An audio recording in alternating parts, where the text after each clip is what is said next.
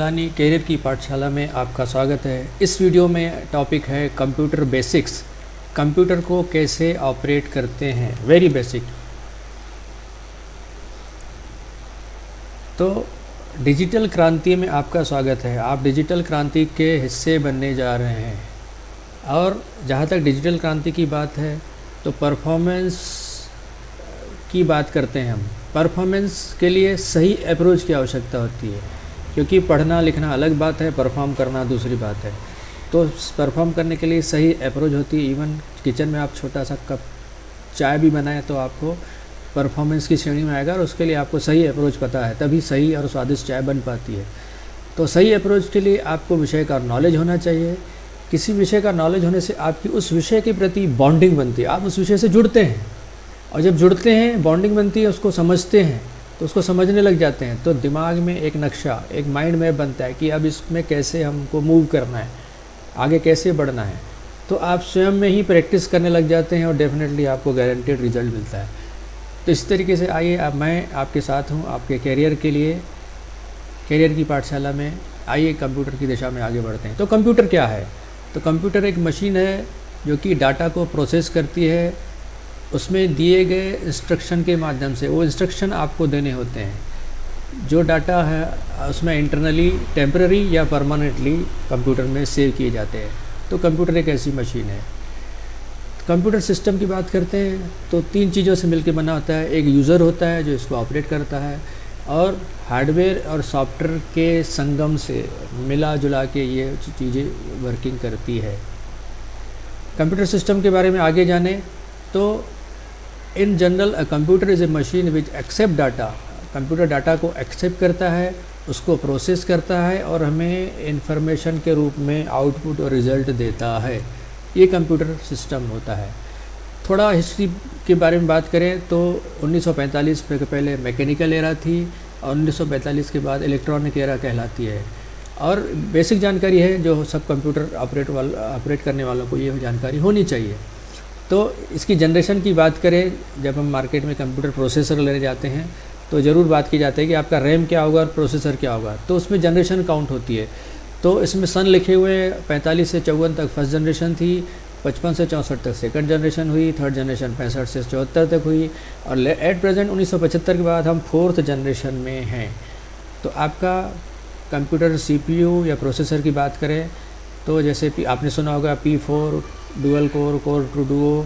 तो इस तरीके से अभी फोर्थ जनरेशन में लेटेस्ट जो अपडेट हो गई वो मार्केट में आपको अवेलेबल हो जाएंगे। तो ये इसका आउटलाइन पता होना चाहिए। अब सॉफ्टवेयर की बात करते हैं। सॉफ्टवेयर क्या है? तो इससे सेट ऑफ इंस्ट्रक्शन, इसमें इंस्ट्रक्शन दिए होते हैं जो कंप्यूटर को किसी खास काम को करने के लिए, परफॉर्म करने के लिए हम इंस्ट्रक्शन देना होता है, और कंप्यूटर उसको फॉलो करता है, जैसा कि आप मोबाइल में करते हैं। तो ये सॉफ्टवेयर जो होते हैं वो कंप्यूटर के प्रोग्राम कहलाते हैं। ये सॉफ्टवेयर पहचानिए दोस्तों। मार्केट में जो सॉफ्टवेयर अभी आप यूज़ करते हैं इनको पहचानने का प्रयास कीजिए। आइए आगे बढ़ते हैं। तो सॉफ्टवेयर बेसिकली दो भागों में बटे होते हैं। दो प्रकार के सॉफ्टवेयर होते हैं। एक सिस्टम सॉफ्टवेयर होते हैं, दूसरे एप्लीकेशन सॉफ्टवेयर होते हैं।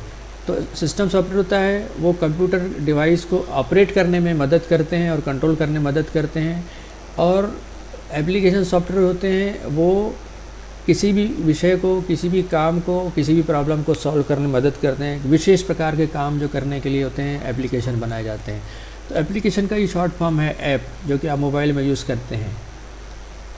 तो सिस्टम सॉफ्टवेयर के एग्जांपल हैं BIOS program, operating system, utility program और प्रोग्रामिंग लैंग्वेज। ये सिस्टम सॉफ्टवेयर के अंतर्गत आते हैं।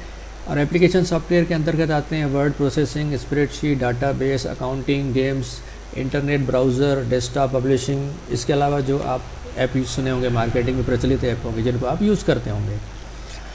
तो सिस्टम सॉफ्टवेयर होते हैं जो कि सिस्टम को चलाते हैं। ये कंप्यूटर का बेस प्रोग्राम होता है।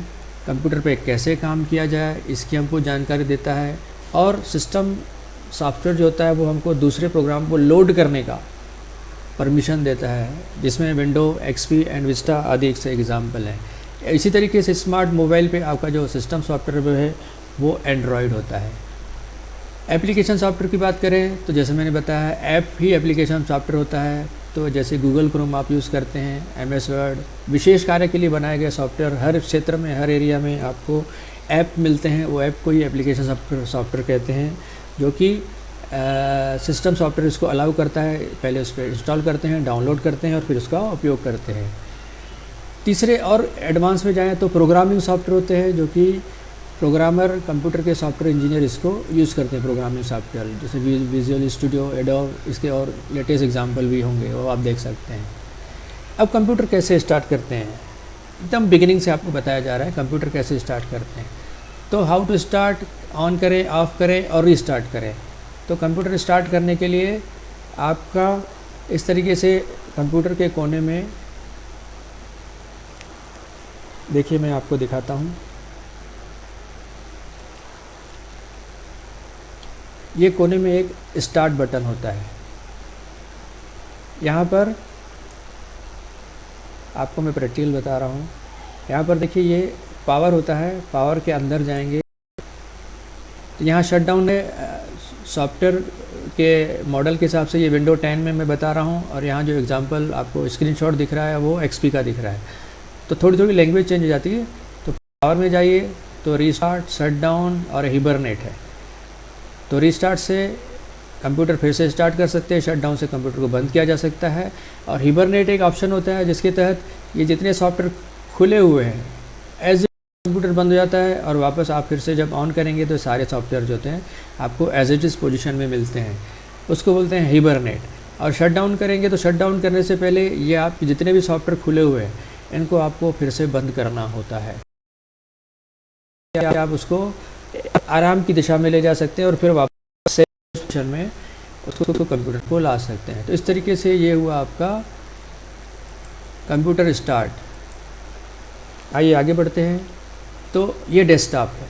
डेस्कटॉप पे ये जो दिख रहा है ये क्या है, जैसे कंप्यूटर स्टार्ट करते हैं आपको यहाँ डेस्कटॉप दिखाई देता है, तो इनको बोलते हैं हम आइकॉन। डेस्कटॉप स्क्रीन पे जो छोटे छोटे पिक्चर होते हैं उनको हम बोलते हैं आइकॉन। इनको कैसे यूज़ करते हैं, कैसे ऑन ऑफ करते हैं, इसमें हम आपको माउस का यूज़ सिखाएंगे। तो इनको बोलते हैं आइकॉन्स। स्टार्ट बटन, ये जैसा मैंने बताया आपको कोने में। मीनू, इसके अंदर होते हैं मीनू, अलग अलग मीनू होते हैं जिसके माध्यम से हम प्रोग्राम को यूज़ करते हैं और कंप्यूटर को ऑपरेट करते हैं। ये भी स्टेप बाय स्टेप आपको बताएंगे। तो ऑपरेट करने सीखने के लिए पहले हम थोड़ा माउस के बारे में जानकारी लेंगे। तो माउस में लेफ़्ट क्लिक होता है, राइट क्लिक होता है, इसके बारे में आइए डिटेल में जानते हैं। तो माउस को देखिए, ये राइट साइड, इसको राइट क्लिक बोलते हैं, ये इसको लेफ़्ट माउस बटन बोलते हैं, इसको लेफ़्ट क्लिक, इस पर क्लिक होता है, और ये बीच में जो गोल होता है इसको स्क्रॉल व्हील बोलते हैं। इसके माध्यम से जो है नीचे ऊपर प्रोग्राम पेज वगैरह नीचे ऊपर होता है। तो इसको बड़ी बारीकी से समझिए, इस पर ग्रिप बनाने की कोशिश कीजिए। इस तरीके से चित्र के अनुसार राइट क्लिक और लेफ़्ट क्लिक पे उंगली रखिए और बीच में इस उंगली को यूज़ करके ग्रिप बना के आप माउस का उपयोग कर सकते हैं। तो माउस स्किल में कर्सर को मूव कैसे कराते हैं, तो इसमें जैसे मैंने बताया, keep your finger on the left button but don't press down on it, move the mouse around on the desk. Clicking और सेलेक्टिंग का माउस के माध्यम से क्लिक करना और सेलेक्ट करना, सबसे पहले आपको ये बताया जा रहा है माउस के माध्यम से कैसे क्लिक करते हैं और सेलेक्ट करते हैं। तो ये देखिए, ये माउस का मूवमेंट है। राइट क्लिक, ये मैंने लेफ़्ट क्लिक किया तो ये जो ब्लू लाइन आ गई ये हुआ इसका सिलेक्शन। राइट क्लिक करेंगे तो इस तरीके से मूवमेंट दिखेगा आपको। ये राइट क्लिक किया मैंने तो ये मीनू दिखा।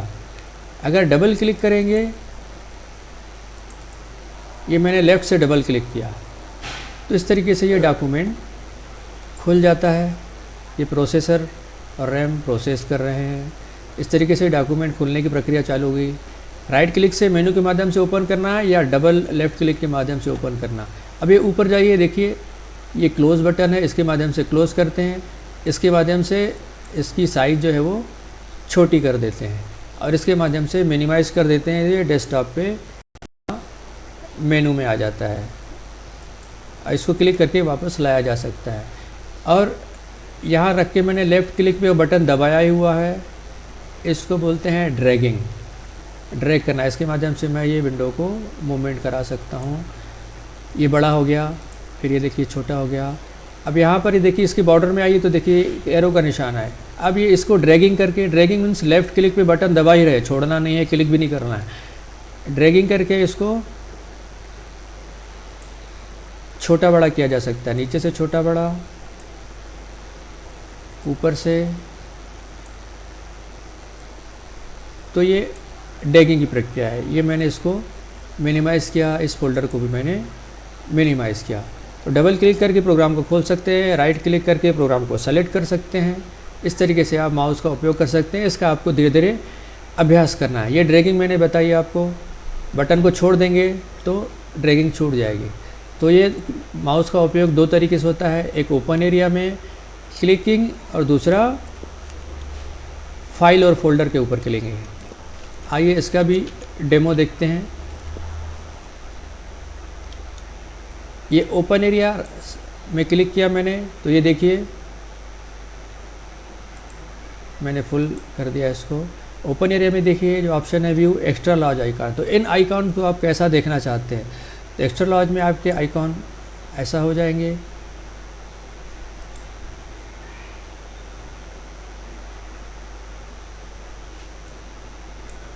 ये खाली स्थान पे मैंने फिर क्लिक किया, अभी व्यू का ये लार्ज आइकॉन में थोड़े छोटे हो गए, ये मीडियम आइकॉन में और छोटे हो गए। इस तरीके से आइकॉन की रूप में जो भी डेस्कटॉप पे आपको दिख रहा है उसको कैसा देखना चाहते हैं। स्मॉल आइकॉन, ये लिस्ट फॉर्मेट में ये लिस्ट हो गई।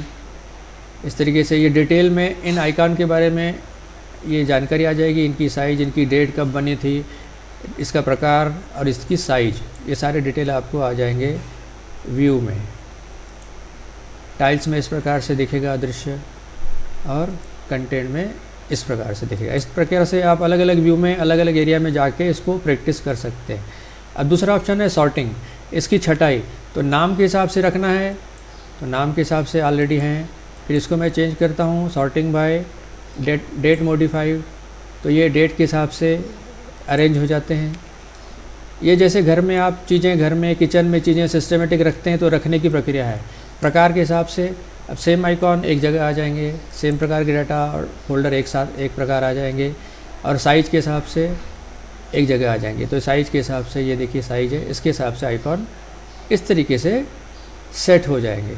तो ये राइट क्लिक लेफ़्ट क्लिक किया मैंने और खाली जगह पे क्लिक किया तो sorting by name, bye size, bye type, refresh और न्यू, ये भी मैं बता देता हूँ। फिर राइट क्लिक किया मैंने, ये सॉर्टिंग हो गई। उसके अलावा ये रिफ़्रेश बटन होता है, इसमें बस कंप्यूटर को थोड़ा फ्री करते हैं, रिफ़्रेश करते हैं। न्यू में आप अगर कोई नया फ़ोल्डर बनाना चाहते हैं तो ये आपने फ़ोल्डर बनाया और इसका नाम रख दिया कैरियर की पाठशाला। इस फोल्डर में आप आगे चल के इसको ओपन करके, या डबल क्लिक किया मैंने, इसको ओपन करके यहाँ पर डाटा रख सकते हैं। यहाँ से वापस जाता, बैक टू यू, यहाँ से वापस जाने के लिए वापस आप आ गए। इस तरीके से आप, ये फ़ोल्डर मैंने एक नया बनाया। तो इसके अलावा आता है प्रॉपर्टी। प्रॉपर्टी के बारे में अलग से डिटेल बताई जाएगी आपको। यहाँ पर एक जानकारी है कि राइट क्लिक में, खाली जगह पर राइट क्लिक में कौन कौन से ऑप्शन होते हैं। तो ये USB ड्राइव के बारे में प्रॉपर्टी बताई जा रही है कि इसका प्रकार USB ड्राइव है, फाइल सिस्टम FAT32 है, इसमें यूज स्पेस कितना है और फ्री स्पेस कितना है। इस तरीके से अगर मैं ये इस फोल्डर पे क्लिक करूं और प्रॉपर्टी की बात करूं तो ये उस फोल्डर के बारे में जानकारी दे रहा है, उसकी साइज़ वगैरह, ये सारी चीज़ें एक अलग से वीडियो में आपको बताई जाएगी। तो किसी फाइल और फोल्डर पे राइट क्लिक करने पर ये सारे ऑप्शन आते हैं। इसको खोलना है तो लेफ़्ट क्लिक करिए, राइट क्लिक में ऑप्शन आते हैं और लेफ़्ट क्लिक उसको, उस ऑप्शन को सेलेक्ट की करने के लिए होता है। तो ओपन, इस फोल्डर को खोलना है तो ओपन, नया बनाना है तो नया प्रिंट करना है, प्रिंट आउट निकालना है, और किसी और सॉफ्टवेयर के साथ खोलना है तो ओपन विथ, तो इसमें ऑप्शन आ जाएंगे। सेंड टू, कहीं और शिफ्टिंग करनी है इस फाइल की तो ये ऑप्शन चुन सकते हैं। इस फाइल को कहीं और ले जा सकते हैं, जैसे वस्तुएं एक जगह से दूसरी जगह ऑफिस में रखी जाती है। इसी तरीके से कट पेस्ट, कॉपी पेस्ट जो होता है वो, उसको भी आपको अलग से एक वीडियो में बताया जाएगा। इसका शॉर्टकट क्रिएट करना, इसको डिलीट करना, रिसाइकिल बिन में भेजना। यहाँ सिर्फ माउस के संबंध में आपको चीज़ें बताई जा रही है, इसका नामकरण चेंज करना और इसकी प्रॉपर्टी के बारे में जानकारी। इस तरीके से आपको माउस क्लिक के बारे में प्राइमरी जानकारी दी जा रही है, इसकी अलग से डिटेल आपको बताई जाएगी। तो फाइल और फोल्डर के ऊपर ओपन करने के लिए कट में परमानेंट शिफ्टिंग होती है, कॉपी में उसकी कॉपी होके जिस स्थान पर आप सेलेक्ट करेंगे वहाँ पेस्ट कर सकते हैं, डिलीट करके रिस्टोर कर सकते हैं रिसाइकिल बिन से, इसकी रीनेमिंग कर सकते हैं और इसकी प्रॉपर्टी के बारे में जान सकते हैं। ये आपके लिए जो मैंने बताया उसका एक स्क्रीनशॉट, एक प्रैक्टिकल डेमो। अब यहाँ प्रोग्राम मेरे बारे में जाके इस कंप्यूटर पे जितने भी प्रोग्राम हैं आप उनका उपयोग कर सकते हैं। देखिए यहाँ मैं गया, ये स्टार्ट बटन पे क्लिक किया तो ये लिस्ट आपको दिख रही है। ये जो सॉफ्टवेयर पे कंप्यूटर पे लोड है, ये स्क्रॉल किया मैंने तो लाइन से आपके सॉफ्टवेयर जा रहे हैं कि इस कंप्यूटर पे ए से जेड तक कितने सॉफ्टवेयर लोड हैं। तो ये देखिए मैं इसमें कोई भी प्रोग्राम का उपयोग करने के लिए इसको ओपन करता हूँ। जैसे एडोब रीडर को मैंने लेफ़्ट डबल क्लिक किया या राइट क्लिक करूँ या डबल लेफ़्ट क्लिक करूँ तो ये देखिए एडोब रीडर ओपन हो गया। इसको मैं मिनिमाइज़ कर रहा हूँ।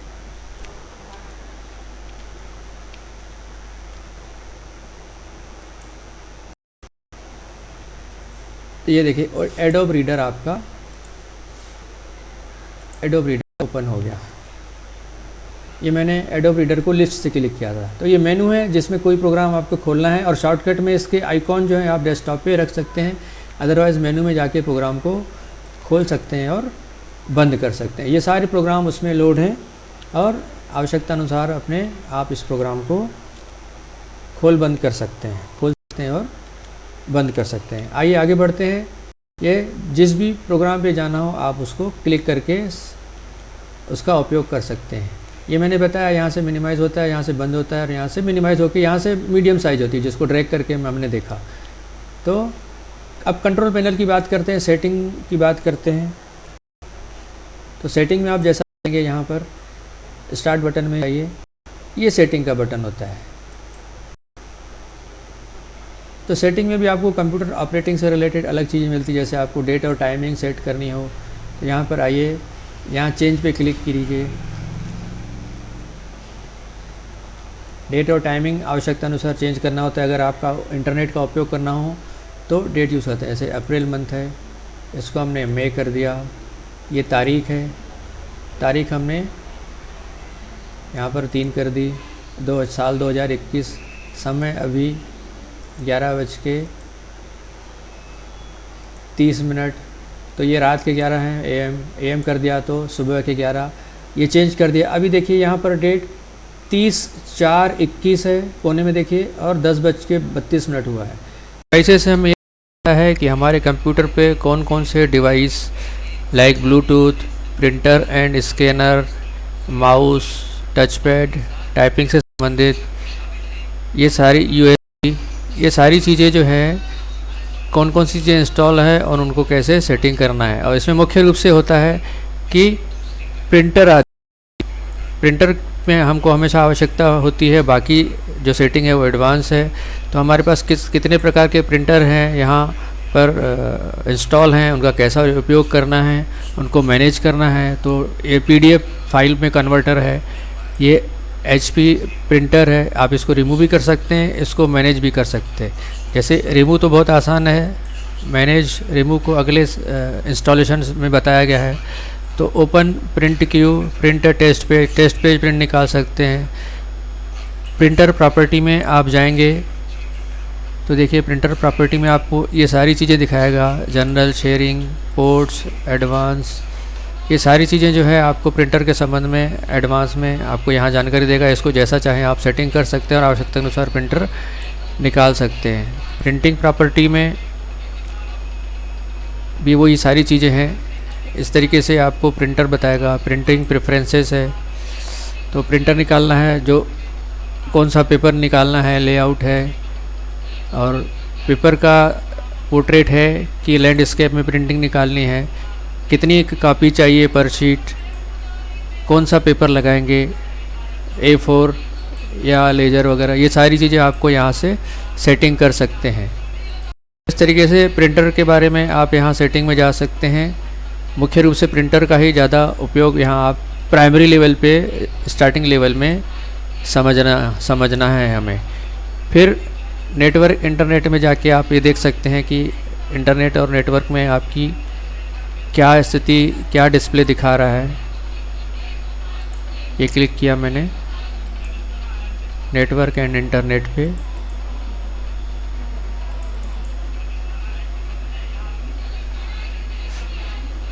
तो इसमें देखिए ये वाईफाई और एडवांस नेटवर्किंग में क्या क्या सेटिंग है, वाईफाई लगा रहे हैं कि केबल लगा रहे हैं और नेटवर्क पकड़ रहा है या नहीं, ये सारी चीज़ें आपको अभ्यास से धीरे धीरे समझ में आएगी।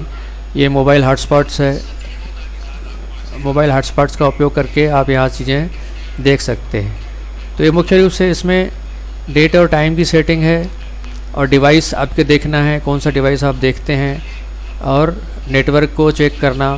ये मुख्य रूप से प्राइमरी स्टेज पे इतनी ही आवश्यकता है। बाकी सब एडवांस सेटिंग है जो हार्डवेयर वालों को जाननी चाहिए, हमको आउटलाइन जाननी चाहिए। ऐप इंस्टॉल और अनइंस्टॉल के बारे में अलग से यहाँ से आपको अलग से चैप्टर में अलग से वीडियो में बताया गया है। यहाँ जाके आप जो भी ऐप आपको अनइंस्टॉल करना है वो आप यहाँ जाके अनइंस्टॉल कर सकते हैं। ये लाइन से आपको दिखा रहा है कि आपके कंप्यूटर पे कौन कौन से ऐप हैं। जैसे सपोज़ यहाँ पर आप क्लिक करते हैं,